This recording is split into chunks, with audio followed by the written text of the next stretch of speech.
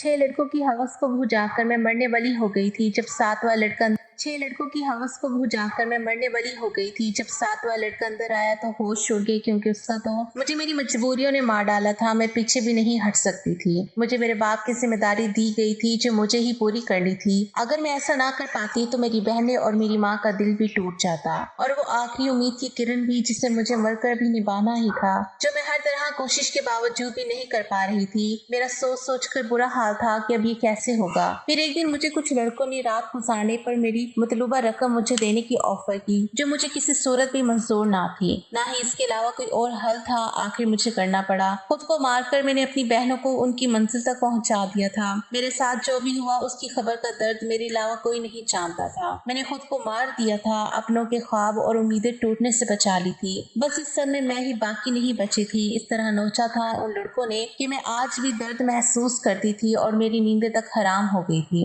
लेकिन मर के भी कैसे जिया जाता है ये मैंने उसके बाद जाना। इस जालिम दुनिया में रहम नहीं है। आप मेरी कहानी सुनकर दर्द महसूस करेंगी। इस छोटे लड़के की जब बारी आई तो उसकी मुझे देखकर चीखें निकल गई। मेरी जिम्मेदारी और मेरे घर वालों की ख्वाहिशात मुझे इस मकाम तक ले आई थी जहाँ मैंने एक ही रात में 5वें लड़के के साथ रात गुजारने की हामी भर ली थी। आम हालात में तो किसी लड़की के लिए ऐसा सोचना भी मुमकिन नहीं, लेकिन मैं जिस जगह खड़ी थी वहाँ मुझे ये फैसला करने में ज्यादा वक्त नहीं लगा था। वो सब सेहतमंद और तंदुरुस्त नौजवान थे जिनकी ताकत के आगे मैं कुछ भी नहीं थी। बिस्तर तक आने वाले दोनों नौजवानों ने ही लम्हों में ही मुझे काबू करके अपनी पूरी तरह हवस का निशाना बना दिया। ये पहली दफा था जब मैं किसी मर्द के लम्ह से आशना हुई थी। दूसरे लड़के के निकलते ही तीसरा लड़का भी कमरे के अंदर चला आया। मैंने एक गहरी सांस खारिज की। मैं थोड़ा वक्त चाहती थी, लेकिन वो कहने लगा कि इतना वक्त नहीं है, बाहर उसके और भी दोस्त लाइन में बैठे हैं। उसकी बात सुनकर मेरी आंखों से आंसू बह निकले। वो फौरन ही मेरे पास चला आया और मेरी आंसू को नजरअंदाज करता अपनी शिद्दतें मुझ पर बखेरने लगा। मेरे वजूद में बर्दाश्त की सकत खत्म हो रही थी। मैं बार बार उसे खुद से दूर करने की कोशिश करती, लेकिन वो उतना ही मुझ पर हावी होने लगता। ऐसा लग रहा था जैसे उसे इस खेल में मजा आ रहा हो। मेरा धक्का देने पर भी वो पहले से ज्यादा जोश से मेरे करीब आया। इसलिए अब मैं उसे रोकने की गलती नहीं कर रही थी और खामोशी से खुद पर गुजरने वाली इस क़यामत को बर्दाश्त कर रही थी।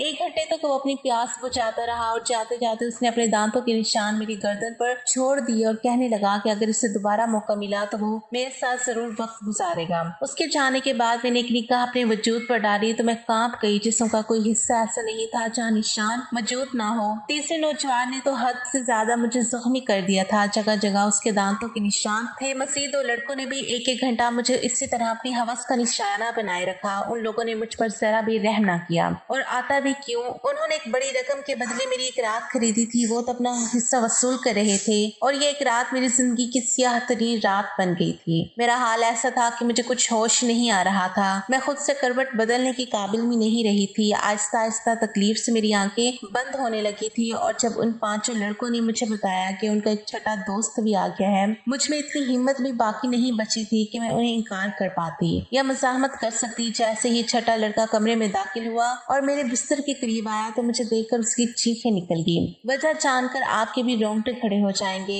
मेरा नाम इकरा था और मेरी उम्र सिर्फ 22 साल थी। मैंने ग्रेजुएशन कर रखी थी, लेकिन आज के दौर में ग्रेजुएशन कुछ भी नहीं होती। लोग मास्टर करके भी डिग्रियां हाथों में लिए सड़कों की धूल समेट रहे होते हैं। इस बात का सही तरीके से अंदाजा मुझे उस वक्त हुआ जब मैं नौकरी की तलाश के लिए निकली। हर कंपनी के आगे नौजवानों की एक बड़ी सी लाइन लगी होती जो अपनी बारी के मुंतजिर होते। ऐसे में मुझ जैसी लड़की की नौकरी कहाँ हो सकती थी जिसके पास ना ही तजर्बा था ना ही कोई बड़ी डिग्री। मगर नौकरी ढूंढना मेरी अवलीन जरूरत बन चुका था, क्योंकि अब्बा के इंतकाल ने मेरी कमर तोड़ दी थी। अब्बा घर में वाहिद कमाने वाले थे और हम 3 बहन भाई घर में मौजूद थे। मेरी बड़ी बहन ने कोई तालीम हासिल नहीं की, इसलिए कमाने की जिम्मेदारी उसके बजाय मेरे कंधों पर आ गई थी। मैं घर से बाहर निकली तो मेरे होश ठिकाने आ गए। मैं तो बाहर की दुनिया को बहुत आसान समझ रही थी, लेकिन अब मुझे समझ आया था कि अब्बा कितने जतन करके हमारे लिए रोटी कमाते थे। मैं हमेशा ही अब्बा से इस बात पर नाराज रहती थी कि वो हमारी ख्वाहिशात पूरी नहीं करते। मेरी नाराजगी पर अब्बा का चेहरा हमेशा उतर जाता। बड़ी मोहब्बत से मुझे पुकार कर कहते हैं तो फिक्र ना कर, एक दिन तेरे भाग भी कभी जाग उठेंगे, लेकिन मुझे वो दिन अपनी किस्मत में आता नजर नहीं आता था। और फिर एक रात अब्बा नींद में ही अल्लाह को प्यारे हो गए और जब हम पर सुबह ये बात खोली कि अब्बा हमारे दरमियान नहीं रहे, तब हमें इस बात का एहसास हुआ कि अब्बा हमारे किस कदर अहम थे। जब तक वो हमारे सरों पर मौजूद थे, कम से कम दुनिया की हर बुरी नजरों और रोटी जैसी बुनियादी जरूरियात से महरूम नहीं थे।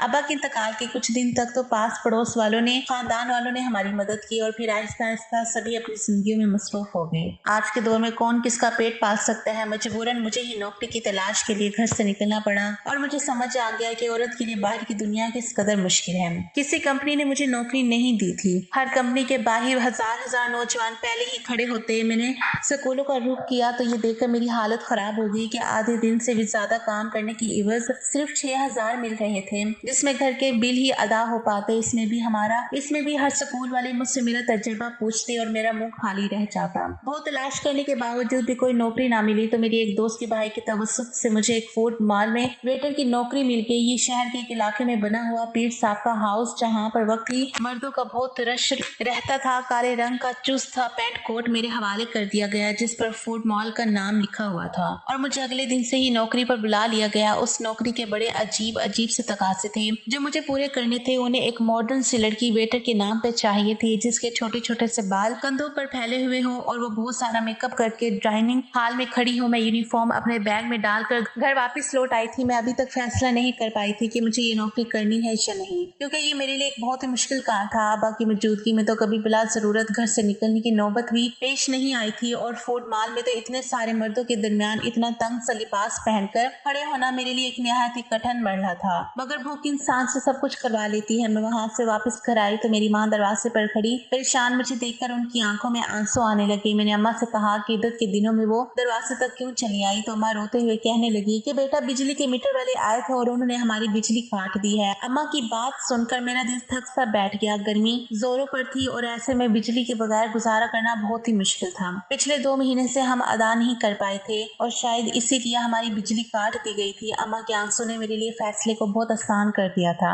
मैंने अम्मा को गले लगाया और उन्हें बताया कि मुझे नौकरी मिल गई है और कल से मुझे नौकरी पर जाना है। अम्मा ने मेरे सर पर हाथ रखकर कहा कि अब तुम ही मेरा बासु हो और तुम्हें ही अपनी दोनों बहनों की शादियां भी करनी है। अम्मा ने एक भारी जिम्मेदारी मेरे कंधे पर डाल दी और मैं सोच रही थी कि मैं ये जिम्मेदारी कैसे निभाऊंगी, लेकिन मुझे ही ये फर्ज निभाना था। अम्मा पूछ रही थी कि मुझे नौकरी कहाँ मिली है, लेकिन मैं उन्हें बताना नहीं चाहती थी कि मुझे कहाँ नौकरी मिली है। इसलिए मैंने अम्मा से कह दिया कि एक बड़ी सी कंपनी में एक छोटी सी नौकरी मिल गई है। मेरी नौकरी का वक्त दोपहर 3 से रात के 11 बजे तक है। और ये बात मैंने बड़ी मुश्किल से अम्मा को बताई थी। मेरी नौकरी का वक्त जानकर अम्मा हैरत से मेरी तरफ देखने लगी। ये कौन सी कंपनी है जहाँ दोपहर के 3 बजे बुलाया गया है। मैंने झूठ कह दिया कि एक मल्टीनेशनल कंपनी है जो 24 घंटे चलती है। उस वक्त हमें पैसों की इतनी जरूरत थी कि अम्मा ने मस्जिद से औलाद करने के बजाय मुझे तरक्की की दुआ दी और अगली दोपहर 2 बजे ही फूड मॉल के लिए मैं रवाना हो गई। मुझे क्या खबर थी कि यहाँ से मेरी किस्मत मुझे कहाँ लेकर जाने वाली है। मैंने अपना यूनिफॉर्म फूड मॉल में आकर तब्दील किया। मैनेजर ने मुझे फूड मॉल के दरवाजे के करीब ही खड़ा कर दिया और कहने लगा कि आज तुम्हारा पहला दिन है, इसलिए तुम हर आते जाते को अदब से वेलकम करोगी। और साथ ही मुझे डांट कर कहा कि ये कैसे मुंह उठाकर आ गई हो, जाओ पहले मेकअप करो। मैनेजर की बात सुनकर मैं शर्मिंदा हो गई क्योंकि मेरे पास मेकअप नहीं था। वहाँ मौजूद एक दूसरी लड़की से मेकअप से मेरी गहरी सुर्खी लगाई। वो बड़ी तेजी से मेरे चेहरे पर अपना हाथ चला रही थी और उसके बाद जब मैंने आईने में खुद को देखा तो मैं हैरान रह गई। मुझे मालूम था कि मैं खूबसूरत हूँ और मेरा रंग भी साफ है, लेकिन थोड़े से मेकअप के बाद ही मैं पूरी तरह निखर गई थी। मैं खुद को आईने में देख रही थी। जब वो लड़की कहने लगी कि ये लोग खूबसूरती देख कर ही तो यहाँ रखते हैं, वरना काम करने के तो बहुत से लोग मिल जाते हैं। जान गई थी ये नौकरी मुझे मेरी काबिलियत की वजह से नहीं बल्कि खूबसूरती की वजह से मिली थी। नौकरी का ये पहला दिन मेरे लिए बहुत ही भारी था।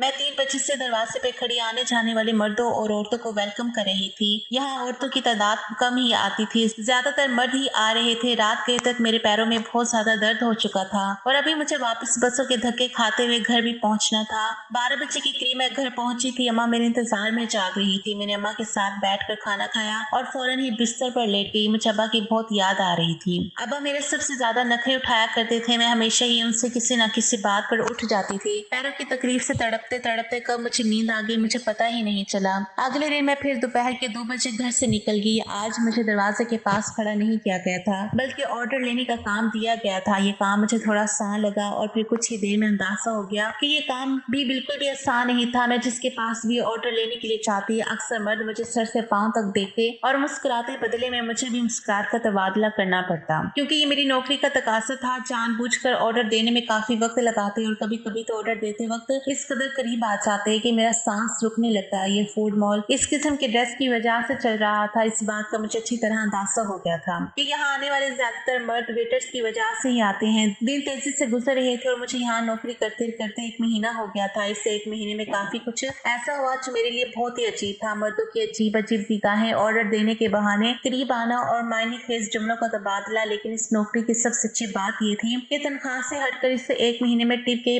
काफी पैसे जमा हो गए थे। मैंने इन्हीं पैसों से बिजली का बिल अदा कर दिया। आहिस्ता आहिस्ता मैं इस माहौल की आदी होती जा रही थी। 5 लड़के रोज से शाम के वक्त आते थे और सबसे कोने वाले टेबल पर बैठ जाते। वो टेबल मेरे हिस्से में थी और रोजाना मैं ही उनके पास ऑर्डर लेने के लिए जाती थी। वो पांचों ही 24-25 साल के नौजवान थे। आज भी मैं उनके पास ऑर्डर लेने के लिए गई तो उनमें से पूछने लगा, तुम यहाँ बहुत मजबूरी में नौकरी करती हो ना? मैंने कह दिया। उसने फौरन ही अपना कार्ड निकाल कर मेरे आगे रखा। कहने लगा, तुम बहुत ही शरीफ लगती हो, अगर कभी किसी मदद की जरूरत पड़े तो याद कर लेना। बिना सोचे समझे ही मैंने वो कार्ड उठाकर अपने कोट की जेब में रख लिया तो वो मुस्कुराकर उठा। उसके बाद ये सिलसिला छिड़ पड़ा और रोजाना ही मैं उनका ऑर्डर लेने चाहती और उनमें से कोई ना कोई मुझसे कोई सवाल पूछ लेता। रोजाना होने वाली इस मुलाकात की वजह से हमारे दरमियान थोड़ी सी बेतकल्लुफी आ गई थी। दूसरा महीना भी एक पलक झपकते गुजर गया। फिर अम्मा ने एक दिन मुझे बताया कि बड़ी बहन के लिए बहुत अच्छा रिश्ता आया है, वो लोग जल्दी शादी करना चाहते हैं। अम्मा की बात सुनकर मैं परेशान हो गई, क्योंकि अभी तो मैंने घर का खर्चा ही अपने कंधों पर उठाया ही था।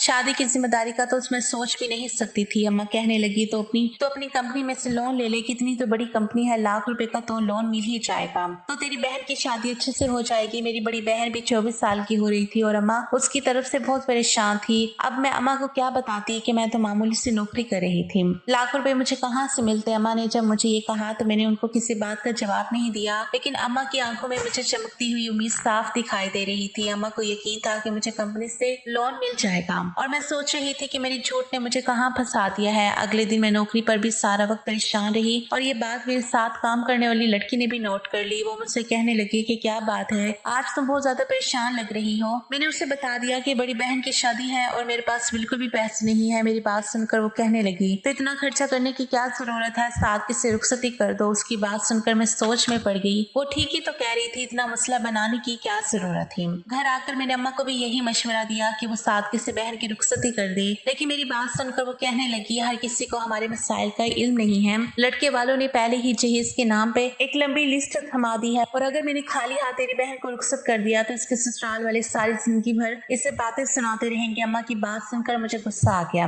मैंने कहा कि ऐसी जगह बाजी की शादी करने की जरूरत ही क्या है। मेरी बात सुनकर अम्मा नाराज हो गई। कहने लगी, अल्लाह अल्लाह करके तेरी बहन का एक अच्छी जगह से रिश्ता आया है और तो उसमें भी नुक्स निकाल रही है। अगर आज तेरा बाप जिंदा होता तो मुझे तेरी मिन्नतें ना करनी पड़ती। वो खुद ही अपनी बेटी के लिए कैसे भी करके रकम जमा कर लेता। अम्मा की आंखों में आंसू आ गए थे और उनकी बात ने मेरा दिल भी दुखा दिया। वो ठीक ही कह रही थी कि अगर आज अब्बा जिंदा होते तो वो किसी भी तरह पैसे जमा कर लेते। मैंने अम्मा को गले लगाया और उनसे वादा किया कि मैं जल्द ही पैसों का इंतजाम कर लूंगी। खुद भी नहीं जानती थी कि इतने सारे पैसे मुझे कहाँ से मिलेंगे। बाप का साया बाकी औलाद के लिए बहुत बड़ी नेमत होता है। वो अपनी जान पर खेलकर औलाद को जिंदगी के सुख देता है और मेरे लिए अपने बाप की जगह लेना बहुत मुश्किल था। दिन यूं ही परेशानी के आलम में गुजर रहे थे। मैंने फूड मॉल के मैनेजर से पैसों की बात की थी, लेकिन मेरी बात सुनकर जिन नजरों से उन्होंने मुझे देखा था मैं खुद इस जमीन में गड़ गई थी। मैं ऑर्डर लेने गई तो उनमें से एक लड़के ने कहा, क्या बात है, आज तो आपका चेहरा बिल्कुल ही उतरा हुआ है। उसकी बात सुनकर न जाने क्यों मेरी आंखों में आंसू आ गए। वो बार बार इसरार करने लगा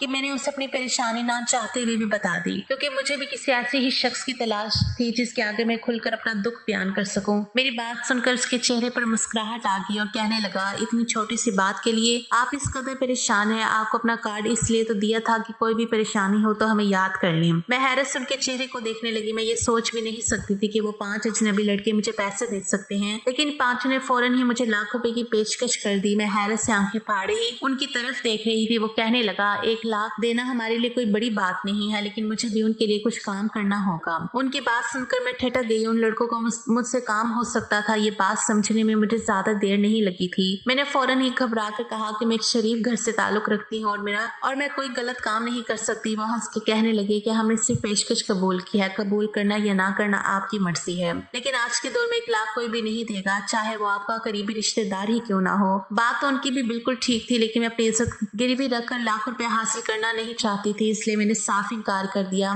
मैं हालात से पूरी तरह तरह थक चुकी थी और ऐसे ही थकी हारी जब लौट कर घर आई तो मेरी अम्मा और बहनें मेरी मुंतजिर थी। अम्मा ने बताया कि बाजी के ससुराल वाले 1 महीने बाद ही शादी करेंगे और साथ साथ छोटी को भी अपने छोटे बेटे के लिए लेना चाहते हैं। इसी तरह एक खर्चे में 2 शादियां हो जाएंगी। छोटी के रिश्ते का सुनकर जहाँ मुझे खुशी हुई थी वहीं 1 महीने का वक्त सुनकर मेरी जान निकल गई थी। पैसों का कोई इंतजाम नहीं हो सका और अम्मा मुझ पर उम्मीद बांधे बैठी थी। मैंने एक नजर अपनी बाजी के चेहरे पर डाली जहाँ बहुत अरसे बाद मुझे खुशी नजर आई थी। मैं बाजी के ससुराल वालों से मिली थी। वो लोग वाकई बहुत अच्छे थे, लेकिन आज के दौर में सादगी और बगैर जहेज के कौन दुल्हन रुखसत करवाता है, वो भी इस माशरे के अफराद में। अपनी बहनों की खुशियों को हमेशा कायम देखना चाहती थी। मैंने अम्मा से कहा कि आप शादी की तारीख पक्की कर दें, मैं पैसों का इंतजाम कर लूंगी। मेरी बात सुनकर घर में खुशी की लहर दौड़ गई थी, मगर वो लोग इस बात से बेखबर थे कि ये खुशी मेरी जात की बर्बादी के बदले उन्हें हासिल होने वाली थी। अगले दिन मैंने उन 5 लड़कों से हामी भर ली। वो मुस्कुराकर कहने लगे, हम जानते थे आप जरूर मान जाएंगी। उन 5 ने एक रात के लिए मुझे अपने साथ ले जाने की बात की थी। मैंने अम्मा को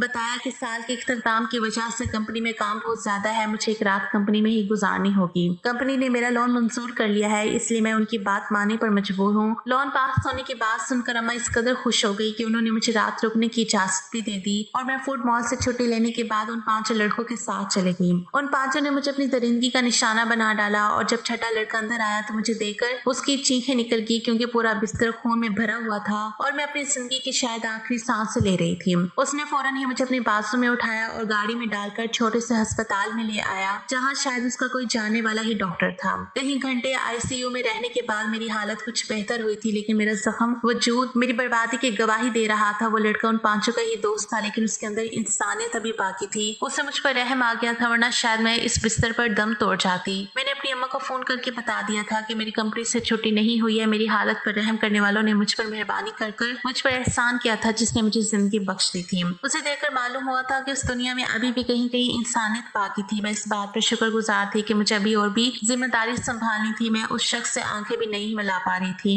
अल्लाह किसी को कभी इतना मजबूर ना करे कि उसे ऐसी क़यामत से गुजरना पड़े। एक और एहसान किया गया था मुझ पर, उस शख्स की तरफ से उसके प्लाजे में बाइज्जत नौकरी कर सकती हूँ। जैसे ही सेहत संभल जाए मैं वहाँ जा सकती हूँ। इस एहसान का बदला भी अल्लाह ही उसे दे सकता था। मैंने अल्लाह का शुक्र अदा किया और खुद को संभालने लगी और घर की तरफ रवाना होगी। दोस्तों, आपको हमारी कहानी कैसी लगी? अपनी कीमती राय से हमें जरूर आगाह कीजिए।